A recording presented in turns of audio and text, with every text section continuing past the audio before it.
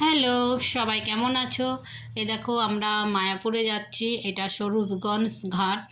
আমরা এখানে নৌকায় উঠেছি, ওই পারে যাব। ওই যে মায়াপুরে আমি যাচ্ছি।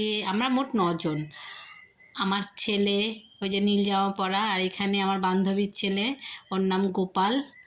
আর এখানে আমরা সবাই নৌকায়, মানে কয়জন উঠেছে আর বাইরে কয়জন দাঁড়িয়ে আছে নৌকার পাড়ে।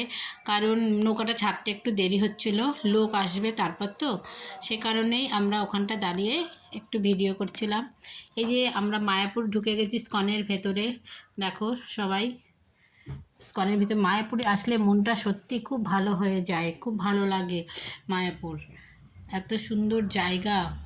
আমাদের ছেলেরা আরও আমাদের সাথে যারা এসছে সবাই, ওরা বলল যে এখন দুপুর 2টো বাজে, সব খাওয়া দাওয়া করবে। সে কারণে সবাই বলছে যে কেউ বাইরে হোটেলে খাবে না, স্কনের ভেতরে এখানেই খাবো, টিকিট কেটে খাবো। তা সবাই টিকিট কাটতে গেছে। এক একজনের টিকিট 50 টাকা করে নিচ্ছে, যে এখানেই সব খাবে বলে সবাই টিকিট কাটতে গেছে। দেখো আমরা মেয়ে ছেলেরা সব দাঁড়িয়েছিলাম, এবার ওরা টিকিট কেটে এই যে চলে এসছে সবাই। এবার আমরা যাব ওখানে খেতে। তাই এখানে একটু দাঁড়িয়ে তারপরে ভাবছি একটু, মানে এসেই সঙ্গে সঙ্গে আমরা আগে খেয়ে নিয়েছিলাম, খেয়ে নিয়ে নাহলে পরে মানে বন্ধ হয়ে যাবে, সেই কারণেই আমরা চলে এসেছি। আর বুঝতেই তো পারছো সবার খিদা পেয়েছে, তখন দুপুর প্রায় 2টোর উপরে হয়ে গেছে। আর সবাই মিলে দেখো এখানে খেতেই মজাই আলাদা, সবাই একসাথে বসে আমরা খাচ্ছি, কি দারুণ লাগছে। এখানে আমি একটু ভিডিও করেছিলাম।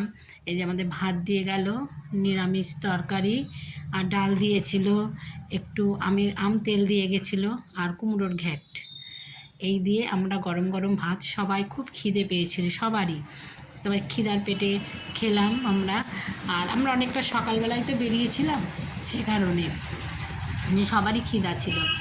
এবার খেয়ে দিয়ে আমরা মন্দির দেখতে যাব বলে আমরা সবাই বেরিয়েছি। ওই যে আমাদের সবাই আগিয়ে যাচ্ছে, আর আমি পেছনে একটু ভিডিও করতে করতে যাচ্ছি।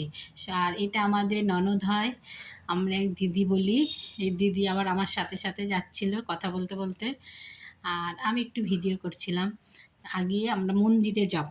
দেখো কি বৃষ্টি শুরু হয়েছে, আমরা ওখানে একটা জায়গায় দাঁড়ালাম, মন্দিরে ওই পাশ দিয়ে যেতে পারিনি, প্রচণ্ড বৃষ্টি হচ্ছিল, যেন অন্ধকার হয়ে আসছে। এখন কিন্তু বেশি বেলা না, 4টের মতন বাজে, কিন্তু এতটা অন্ধকার হয়ে এসছে, আর সমানে মেঘ ডাকছিল। আর এখানে গরু আছে, ওই সবাই গরুর গাড়িতে করে চড়ছে। আমাদেরও ছেলেরা বলেছিল গরুর গাড়িতে উঠবে, আমি ছেলেকে বারণ করলাম। ওই দেখো 2টো গরু দাঁড়িয়ে আছে, গরুর গাড়ি করে সবাই ঘুরছে, কিন্তু ভীষণ ভয় লাগছিল। আমি